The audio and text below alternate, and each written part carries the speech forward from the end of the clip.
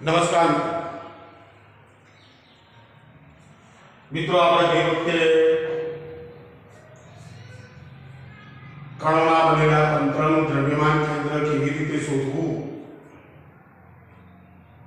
RCM કેવી રીતે શોધવો, વીસીએમ કેવી રીતે શોધવો અને મિત્રો કણોના બનેલા તંત્ર માટે આપણે ગઈ વખતે ન્યૂટનનો ગતિનો બીજો નિયમ તાપ્યો.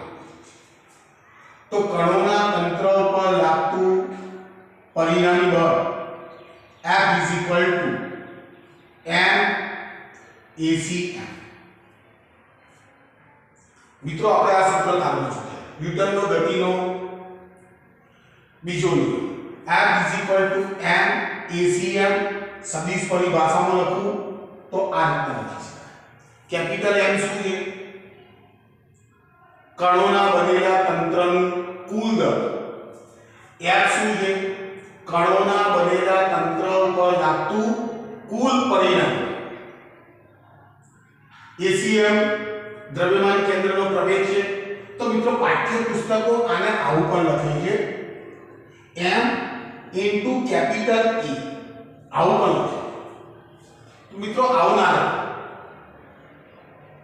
તમને acm લાગે. આપણે પાઠ્ય પુસ્તક F = ma આવું લખેલું છે, બરોબર વાત છે. એને સંકેત બદલ્યો છે. હવે મિત્રો, બરોબર ધ્યાનથી સાંભળો. જે કણોનું બનેલું તંત્ર છે, કણોના બનેલા તંત્ર પર લાગતા બળ. મિત્રો, જે કણોનું બનેલું તંત્ર છે એના પર બે બળો લાગતા. નંબર 1 છે કણો વચ્ચે લાગતું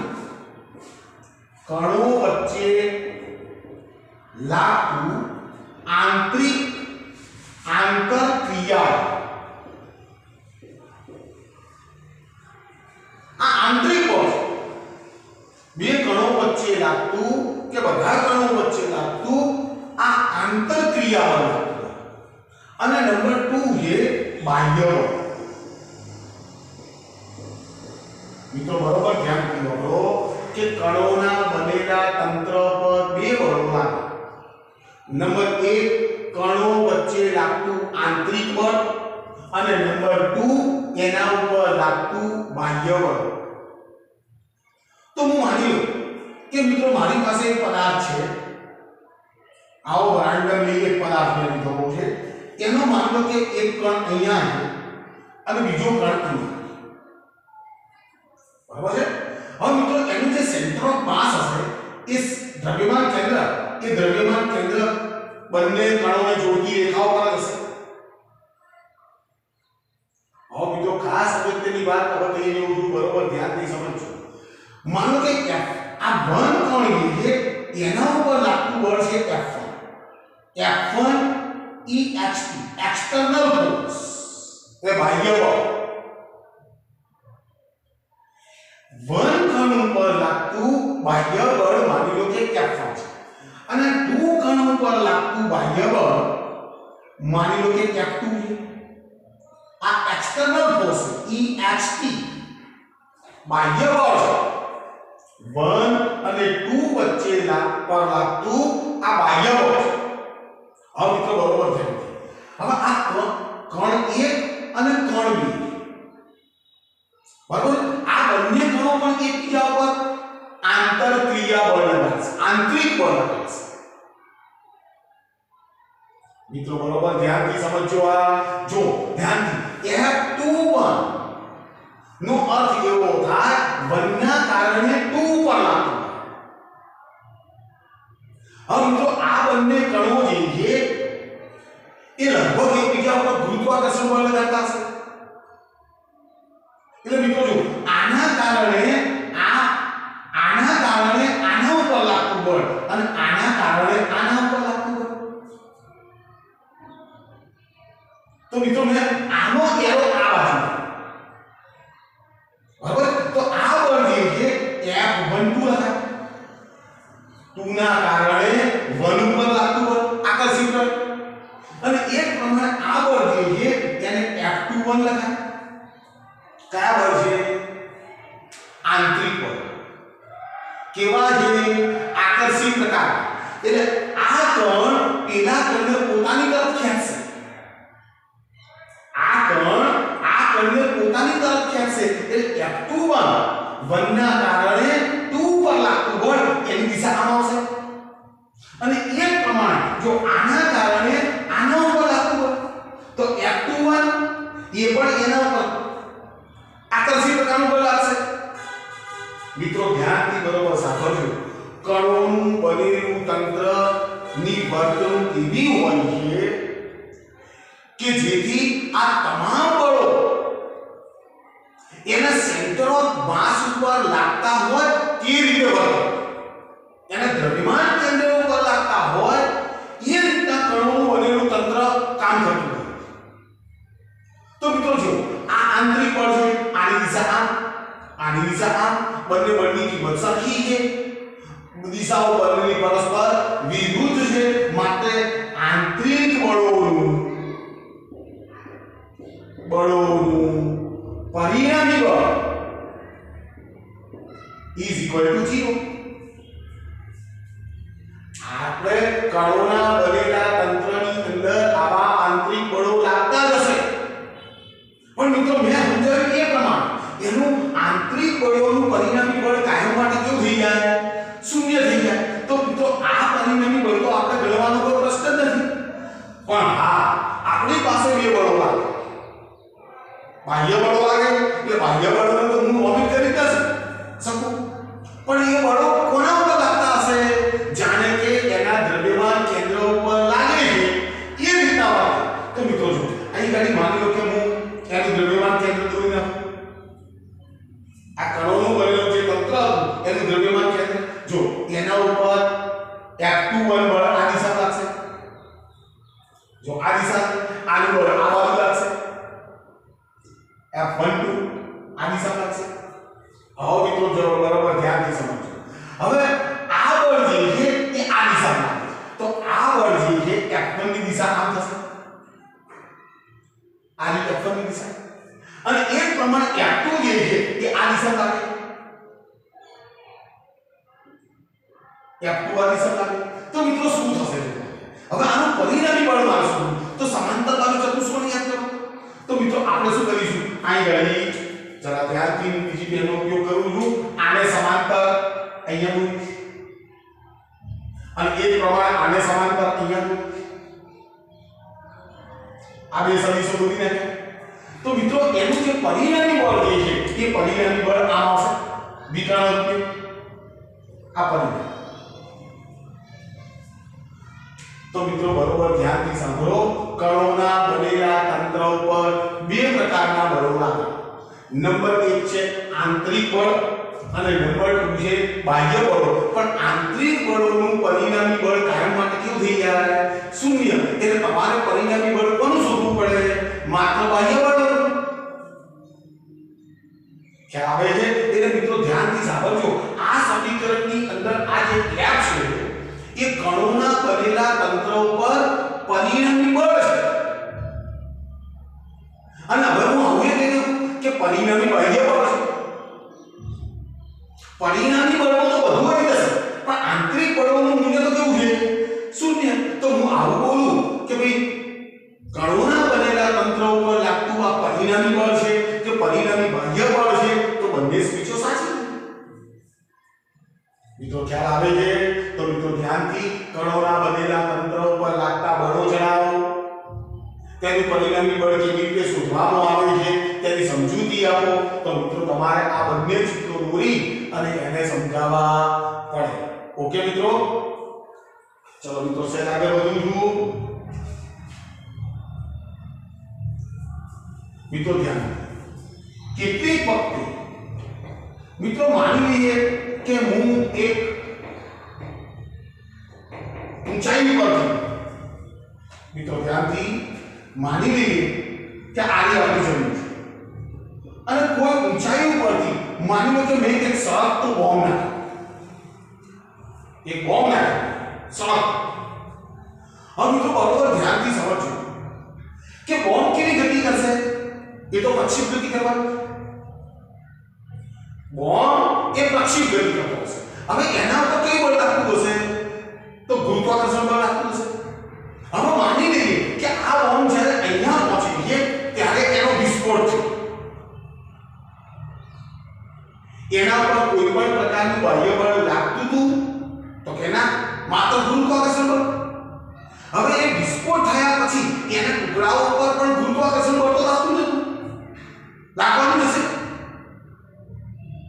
તો મિત્રો એના ઉપર આ બોમ્બ શાના કારણે ફૂટ્યો છે તો માત્ર આંતરિક બળોના કારણે એના ઉપર કોઈ પણ પ્રકારનું બાહ્ય બળ લાગતું નહોતું અને માટે એનું દ્રવ્યમાન કેન્દ્ર પણ પ્રક્ષેપ ગતિ જ કરશે મિત્રો એમસીક્યુ પૂછાય છે હેતુલક્ષી પ્રશ્નમાં પૂછાય છે આનો અર્થ મિત્રો શું થાય કે જો સુધી તંત્ર ઉપર બાહ્ય બળ ન લાગે ત્યાં સુધી એનું દ્રવ્યમાન કેન્દ્ર ત્યાંનું ત્યાં જ રહે સ્થિર હોય તો એ દ્રવ્યમાન કેન્દ્ર સ્થિર રહે અને જો ગતિમાં હોય તો એનું દ્રવ્યમાન કેન્દ્ર ગતિમાં પણ મિત્રો કન્ડિશન લઉં છું કે બાહ્ય બળ એના ઉપર લાગતું ન હોય ત્યારની વાત બાહ્ય બળ એના ઉપર લાગતું હોવું જોઈએ નહીં તો એક નાનકડો મુદ્દો આપણા પાઠ્યપુસ્તકની અંદર છાપેલો છે અને મિત્રો એ ત્રીજી વાત છે આપણે જાણીએ છીએ કે ન્યૂટનનો ગતિનો બીજો નિયમ F = ma/c આ ન્યૂટનનો ગતિનો બીજો મિત્રો બરોબર હેતુલક્ષી પ્રશ્ન છે સાંભળજો જરા સારું મિત્રો આપણે આગળ ન્યૂટનનો ગતિનો બીજો નિયમ ભણી ગયા છે તો એ જગ્યાએ આપણે આવું લખ્યું છે dp/dt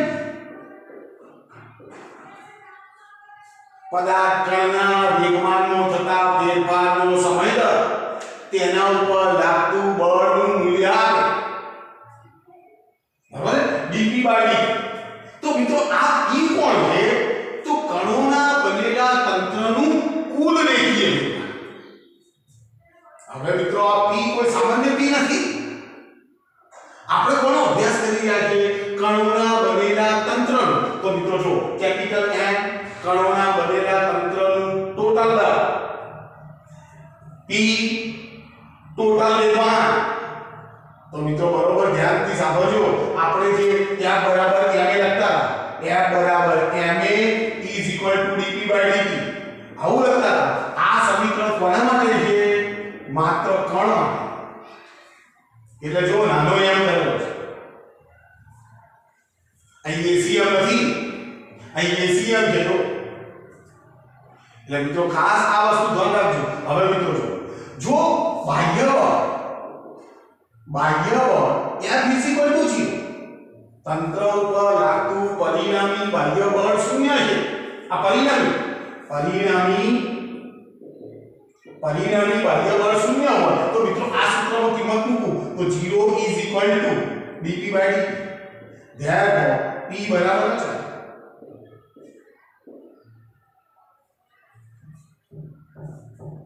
क्या આવે છે મિત્રો p બરાબર છે તો મિત્રો મેં શું તાપ્યું કણોના બનેલા તંત્ર માટે રેખીય વેગમાન સંરક્ષણનો નિયમ મિત્રો આપણે કણો માટે પેલી બંદૂક અને ગોળીનું ઉદાહરણ યાદ કરો આ એની એક વાત આવી પણ મિત્રો આની સ્પીચ કેવી બનશે જો કણોના બનેલા તંત્ર ઉપર લાગતું પરિણામી બાહ્ય બળ 0 હોય તો કણોના બનેલા તંત્રનું રેખીય વેગમાન હંમેશા કેવું રહે અચળનું અચળ જવા હવે મિત્રો આની સાથે બીજી વાત જો મારી પાસે F = macm છે તો F = મિત્રો ધ્યાનથી macm ન્યૂટનનો ગતિનો બીજો નિયમ પરિણામી બાહ્ય બળ 0 = macm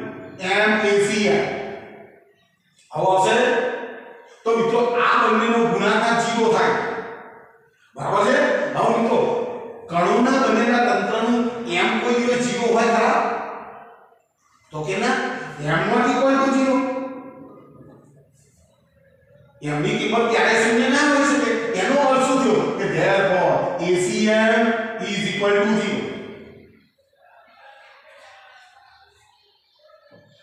મિત્રો ધ્યાનથી જો પદાર્થ પર પરિણામી બાહ્ય બળ લાગતું નથી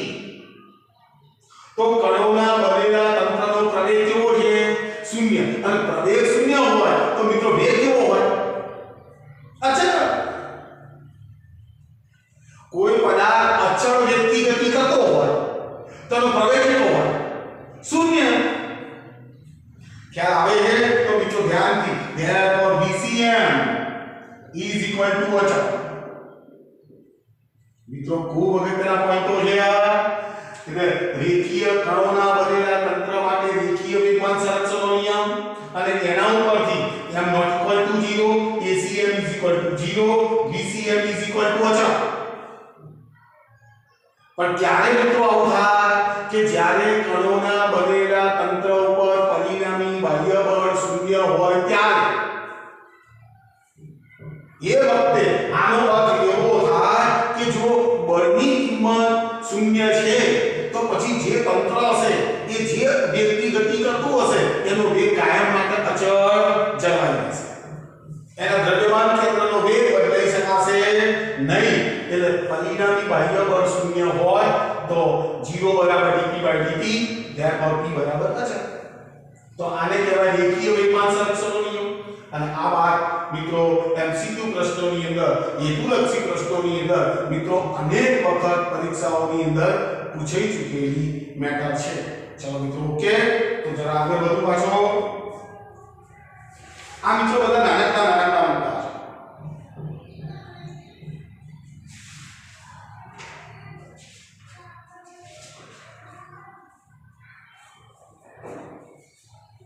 ચલો મિત્રો હવે ધીમે ધીમે કણોના બનેલા તંત્ર ઉપરથી આપણે ધીમે ધીમે ચાક ગતિની અંદર જવાનું છે. અને એ ચાક ગતિ શીખતા પહેલા મિત્રો આપણે ભૂતકાળની અંદર બે સદિશોનો અદિશ ગુણાકાર ભણી ગયા. અદિશ ગુણાકાર મિત્રો અહીં લખ્યું અદિશ ગુણાકાર. મિત્રો અદિશ ગુણાકાર આપણે કાર્ય, ઊર્જા અને પાવર વાળા ચેપ્ટરમાં ભણી ગયા છે. અદિશ ગુણાકાર સદિશ A ડોટ સદિશ B is equal to AB cos θ. આને અદિશ ગુણાકાર કહેવાય. બે સદિશોનો ગુણાકાર એવી રીતે કરવામાં આવે કે જેથી પરિણામી ભૌતિક રાશિ અદિશ મળે. તો તેવા ગુણાકારને અદિશ ગુણાકાર કહેવાય. મિત્રો અમે ટેસ્ટ લીધો તો ને એની અંદર કેટલાક છોકરાઓ કાર્ય અને ઊર્જા સદિશમાં લખેલા. અલા ઊર્જાને કોઈ દિશા ના હોય અને કાર્ય તમે ભણેલા હો W is equal to સદિશ F ડોટ સદિશ B. કાર્યની આ વ્યાપક વ્યાખ્યા છે. હવે બળ કેવું છે? સદિશ. સ્થાનાંતર કેવું છે? સદિશ. પણ મિત્રો એનો ગુણાકાર કેવો છે? અદિશ. તો મિત્રો કાર્ય અદિશ રાશિ તો is equal to હું આવડતો તો FD cos θ. તો મિત્રો આ ડોટ પ્રોડક્ટ હતો. ડોટ પ્રોડક્ટ ને વ્યવસ્થિત રીતે યાદ કરી નાખીએ છીએ મિત્રો. જો કાર્ટેશિયન પદ્ધતિમાં આપણે ડોટ પ્રોડક્ટ કરવાનો છે તો સદિશ A ડોટ સદિશ B is equal to AX BX વત્તા AY BY વત્તા AZ DZ આપણે કરતા. અને θ શોધવાનો હોય તો પછી આની અંદર આપણે cos θ ને સૂત્ર કરતા બની a અને b વડે એને ભાગી નાખવાના. એ શું છે? સદિશ નું મૂલ્ય √ ax નો સ્ક્વેર ay નો સ્ક્વેર az નો સ્ક્વેર વાળો. તો મિત્રો આ અદિશ ગુણાકાર. હવે મિત્રો સમય એ આવી ગયો છે કે આપણે સદિશ ગુણાકાર શીખવાનો. બે સદિશોનો સદિશ ગુણાકાર. ચલો મિત્રો બે સદિશોનો સદિશ ગુણાકાર. મિત્રો વ્યાખ્યા બિલકુલ સરળ. બે સદિશોનો ગુણાકાર એવી રીતે કરવામાં આવે કે જેથી પરિણામી ભૌતિક રાશિ સદિશ મળે. બે સદિશોનો ગુણાકાર એવી રીતે કરવામાં આવે કે જેથી પરિણામી ભૌતિક રાશિ સદિશ મળે. તો તેવા ગુણાકારને સદિશ ગુણાકાર કહેવાય. દાખલા માનો કે મને સદિશ A આપેલો છે અને બીજો સદિશ B આપેલો છે. તો આ બંનેનો મારે સદિશ ગુણાકાર કરવો છે તો જો અદિશ ગુણાકારને કોના વડે દર્શાયા ડોટ વડે તો સદિશ ગુણાકારને ક્રોસ વડે દર્શાવો એનો સંકેત છે ક્રોસ આને કહેવામાં આવે છે ક્રોસ ગુણાકાર તો મિત્રો સદિશ a ક્રોસ સદિશ b ઇઝ ઇક્વલ ટુ મને પરિણામી સદિશ મળશે માનો કે પરિણામી સદિશ c મળ્યો પણ એ કેવો મળશે સદિશ મિત્રો ખાસ ધ્યાન રાખો આ આદિશ છે આ પરિણામી રાશિ જે છે એ સદિશ છે સદિશ ગુણાકારને ક્રોસ પ્રોડક્ટ કહેવાય અદિશ ગુણાકારને ડોટ પ્રોડક્ટ કહેવાય એટલે જે પરિણામી ભૌતિક રાશિ મળશે એ સદિશ હશે એટલે અદિશ ગુણાકાર કરતા સદિશ ગુણાકાર થોડા અઘરા બનશે મિત્રો બરોબર ધ્યાનથી એની વ્યાખ્યા જોજો સદિશ a ક્રોસ સદિશ b ઇઝ ઇક્વલ ટુ જો પેલો ab cos થીટા તો આ થશે ab sin થીટા ઇન્ટુ એકમ સદિશ ઓફ n મિત્રો આ વ્યાખ્યા છે ને સદિશ a ક્રોસ સદિશ b is equal to ab sin theta into એકમ સદિશ ઓફ n મિત્રો આ એકમ સદિશ ઓફ n શું બતાવશે પરિણામી ભૌતિક રાશિની દિશા સૂચવશે દાખલા તરીકે i આવ્યો હોય આ એકમ સદિશ છે અહીં કરીને i લખ્યો હોય તો દિશા નક્કી થઈ ગઈ x એક્સિસ j આવે તો y એક્સિસ k હોય તો z એક્સિસ માઈનસ i હોય તો ઋણ x એક્સિસ તો મિત્રો આ જે પરિણામી ભૌતિક રાશિ આ મૂલ્ય છે બરાબર સમજો જો આનું મૂલ્ય મેળવું સદિશ a ક્રોસ સદિશ b નું મૂલ્ય આ માને કોણ એનું મૂલ્ય શું મૂલ્ય is equal to ab sin theta આ મૂલ્ય કહેવાય ક્રોસ પ્રોડક્ટ નું સદિશ ગુણાકાર નું આ મૂલ્ય છે चलो मित्रों ओके है तो मित्रों ध्यान की समझो सदिश a क्रॉस सदिश b is equal to ab sin theta into एकम सदिश ऑफ n जो a बराबर सदिश a નું મૂલ્ય b બરાબર સદિશ b નું મૂલ્ય અને થીટા કોણ છે થીટા ઇઝ ઇક્વલ ટુ સદિશ a અને સદિશ b વચ્ચેનો ખૂણો મિત્રો આ પેલામાં એમ છે સદિશ a નું મૂલ્ય કેવી રીતે શોધવું આપણને આવડે સદિશ b નું મૂલ્ય કેવી રીતે શોધવું આપણને આવડે છે પણ મિત્રો ધ્યાનથી એનું મૂલ્ય કેટલું થશે ab sin થીટા આ એનું મૂલ્ય આવશે હવે મિત્રો જો કે જો થીટા આ sin થીટા એટલે જો સદિશ a એ લંબ સદિશ b હોય બે સદિશો પરસ્પર લંબ હોય તો થીટા ઇઝ ઇક્વલ ટુ 90 થશે થીટા ઇઝ ઇક્વલ ટુ 90 થશે sin 90 ની કિંમત કેટલી થશે 1 થશે તો એ વખતે એનું મૂલ્ય ab જેટલું થશે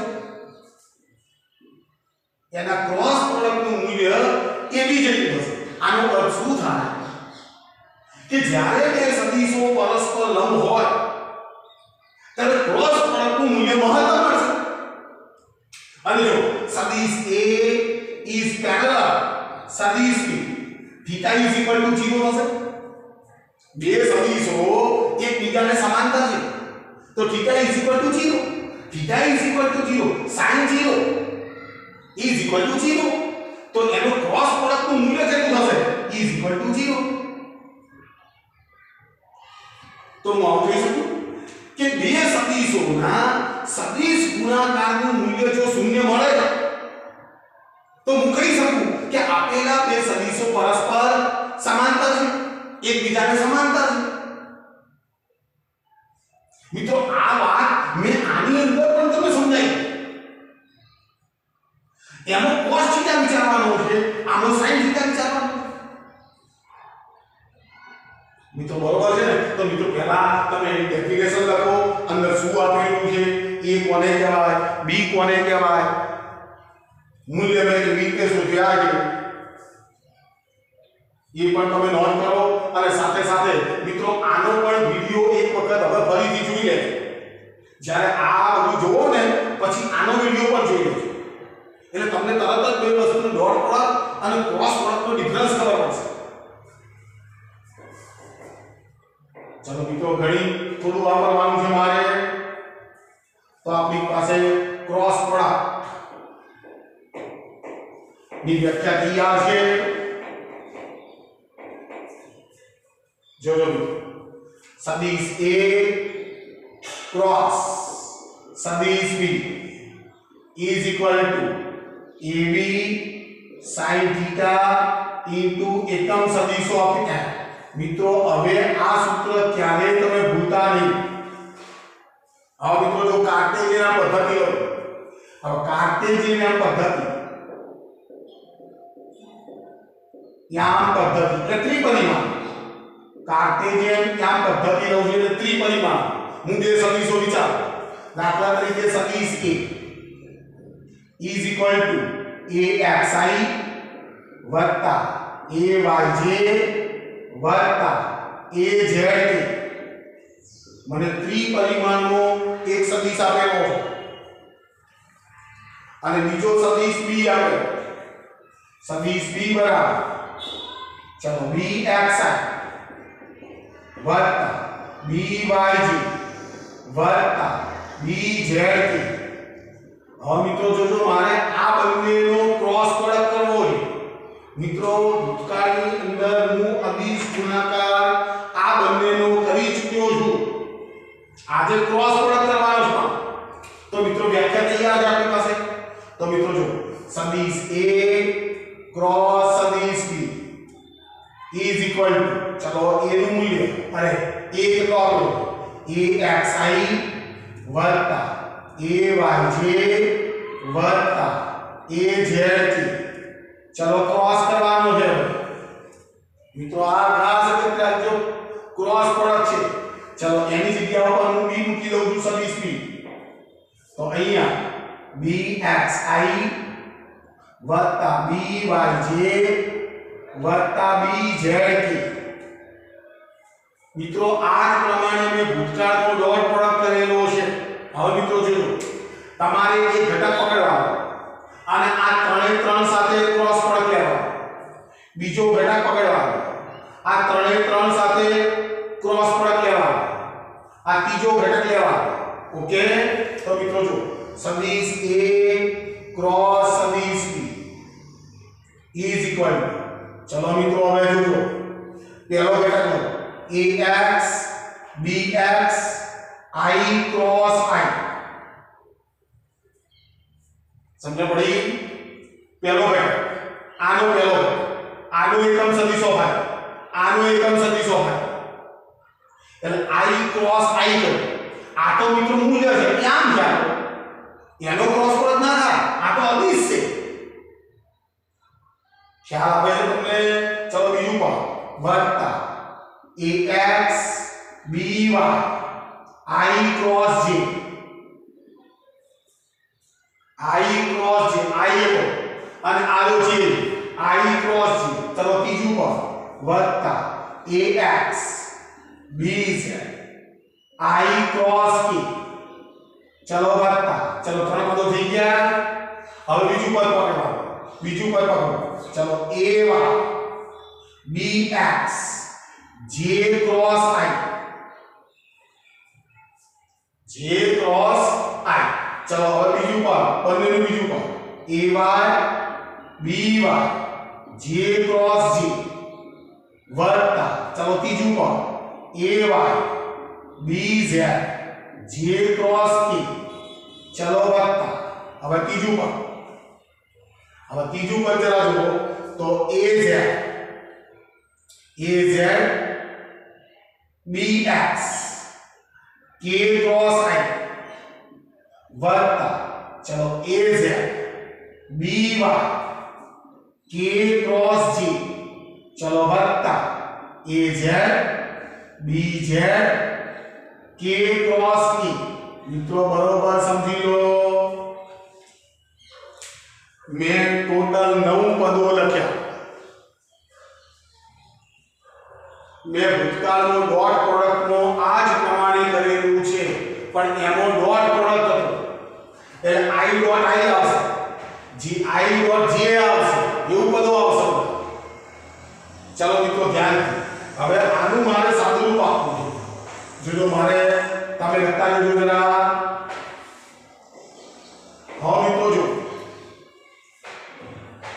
કે સદિશ ગુણાકારનો તમને પરિણામી ભૌતિક રાશિ સદિશ માં ઓકે તો મિત્રો એની દિશા કેવી રીતે શોધાય તો મિત્રો ધ્યાનથી સાંભળજો A અને B થી બનતા સમતલને લંબ જમણા હાથના સ્ક્રૂના નિયમ મુજબ એની દિશામાં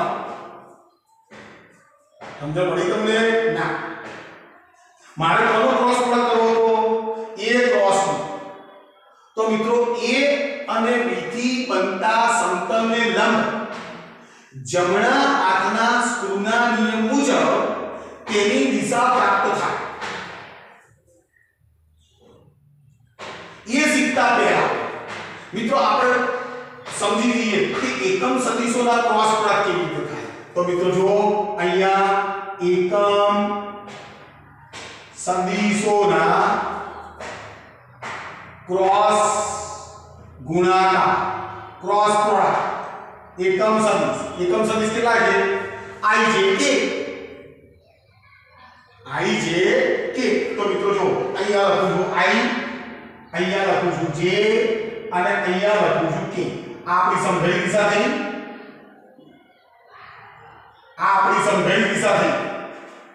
હવે મિત્રો જો માની લો કે મારે I ક્રોસ I કરવું I ક્રોસ I તો મિત્રો આપણું ડેફિનેશન શું ફરી લખું છું સદિશ A ક્રોસ સદિશ B is equal to AB sin theta એકમ સદિશ ઓફ n મિત્રો આને પકડી રાખો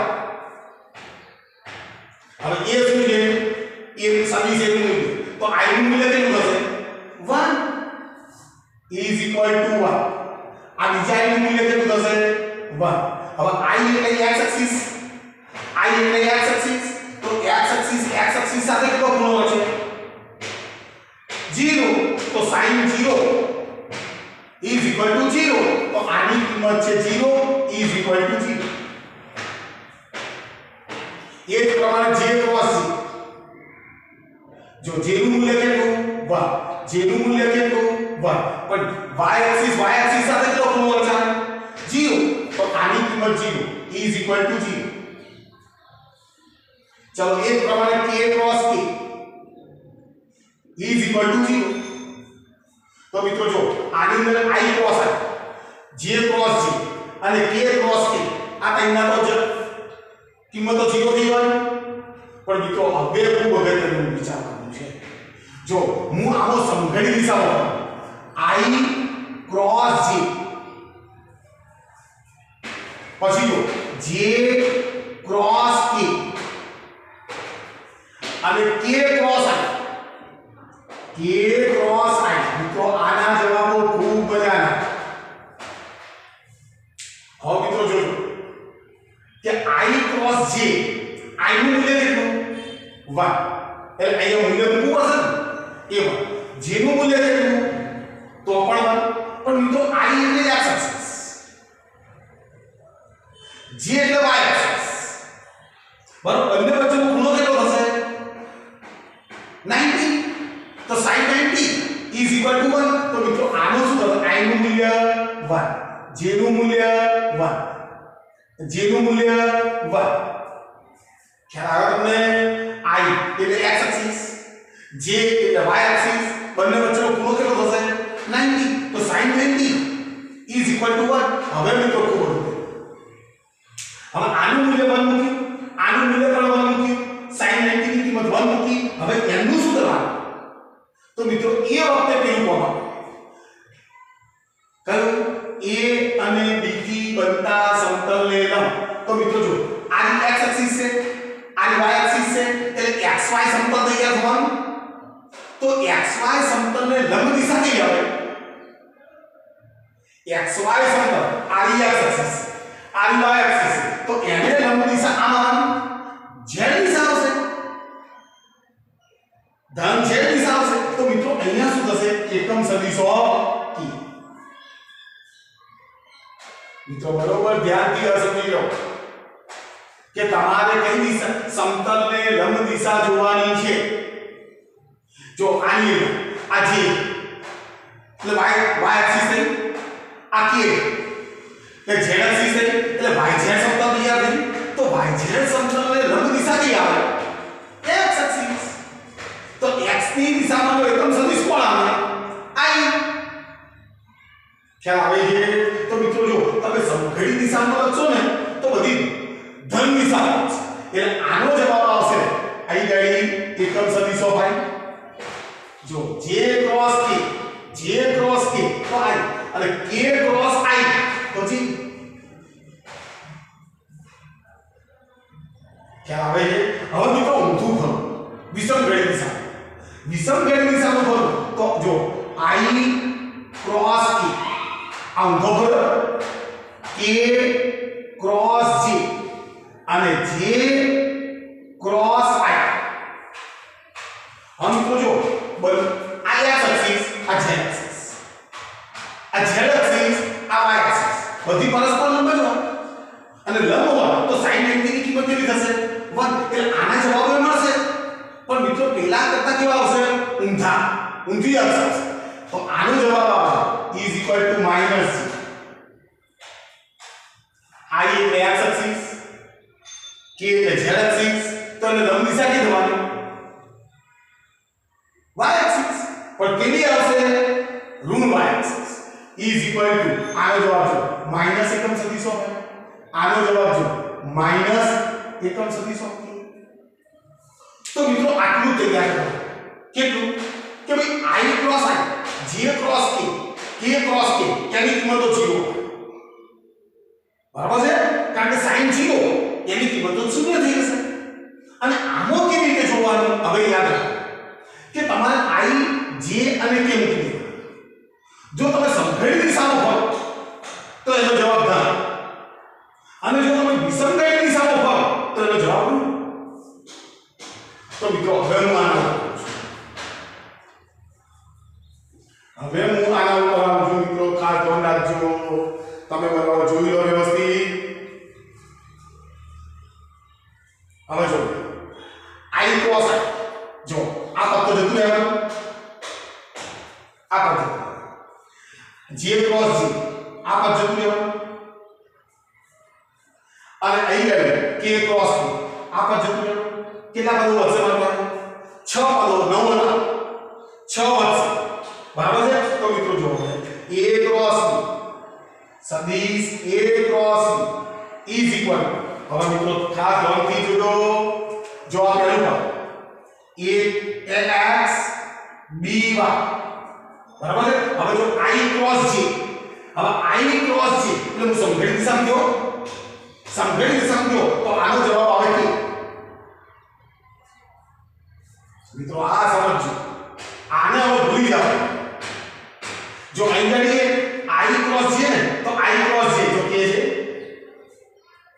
તમે સમઘડી દિશામાં ફરતા હોય ત્યારે પ્લસ થાય વિષમઘડી દિશામાં ફરતા હોય તો માઈનસ કહેવાય ચલો આ પદ પતી ગયું ચલો હવે આ પદ ચલો વત્તા ax bz ચલો i ક્રોસ k જો i ક્રોસ k વિષમઘડી દિશામાં તો માઈનસ છે તો આ આવશે માઈનસ છે ચલો આનું કામ પૂરું થઈ ગયું ચલો હવે આ વત્તા ay bx चलो j क्रॉस i जो j क्रॉस i ઊંધો ગયો વિષમઘડી દિશામાં એટલે માઈનસ k એટલે અહીં આવશે માઈનસ એકમ સદિશો k ચલો આ ગયો ચલો આ તો ગયો તો ચલો હવે આ વત્તા ay bz ચલો j क्रॉस k સમઘડી દિશામાં એકમ સદિશો ભાઈ મિત્રો સમજજો બરોબર. ચલો આ ભાઈએ ગયો, હવે આ કરો. ચલો વત્તા az bx, ચલો k ક્રોસ i, હવે k ક્રોસ i એટલે સંભવિત દિશામાં ગયો, જવાબ તો આવે છે પ્લસ g. ચલો આ કરો. હવે આ az by k cross g, જો ઊંધો આવે વિસંગત દિશામાં એટલે માઈનસ i વર્ગ માઈનસ az by એકમ સદિશો i. મિત્રો બરોબર ચેક કરજો આને. હવે મિત્રો તમે 6 પદો આવ્યા. હવે 6 પદો ઉપર નજર મારશો ને તો બે પદો, i વાળા 2 પદો, j વાળા 2 પદો અને k વાળા 2 પદો. જો k rog rog rog roi એમો i વાળા જે 2 પદો હશે ને એમો એક પ્લસ હશે અને બીજું માઈનસ હશે. જો i વાળું પદ આ પ્લસ આ માઈનસ, j વાળું પદ આ પ્લસ આ માઈનસ, k વાળું પદ આ પ્લસ આ માઈનસ. તો મિત્રો આના પાછળનું એક ગણિત છે મિત્રો, બિલકુલ સરળ છે. પણ તમે એનું સસ્પેન્સ સમજશો તો એ વસ્તુ તમારા માટે બિલકુલ સરળ થઈ જશે. હવે જોજો મિત્રો, હવે જો a ક્રોસ b સદિશ a ક્રોસ સદિશ b ઇઝ ઇક્વલ, ચલો i વાળા પદોને ભેગા કરો. i વાળું આ અને i વાળું આ, યામાંથી i કોમન કાઢો તો જો is equal to ay bz ઓછા az by કૌંસની બહાર એકમ સદિશો થાય.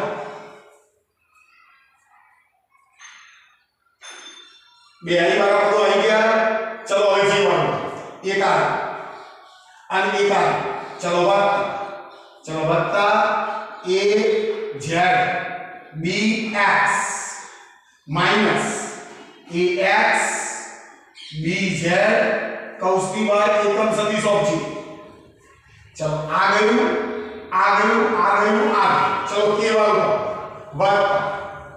વત્તા ચલો ax by minus ay bx એકમ સદિશો k. મિત્રો બહુ ડરવાની કોઈ જરૂર નથી. આનું સરળ સ્વરૂપ આપીશ ને એટલે તમે ફટાફટ આ વસ્તુ ગણશો. પણ પહેલા સમજી લો.